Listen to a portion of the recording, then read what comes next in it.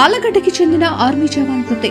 భారతదేశానికి సేవలందిస్తూ ఆలగడ్డ తాలూకా పెద్దవంగలి గ్రామానికి చెందిన పి అశోక్ సోమవారం హార్ట్అటాక్ వల్ల మరణించాడు.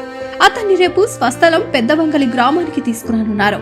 ఈ సందర్భంగా రేపు అనగా బుధవారం చాగలమరి నుండి పెద్దవంగలి గ్రామం వరకు మన జాతీయ జెండాతో ర్యాలీ నిర్వహించనున్నారు.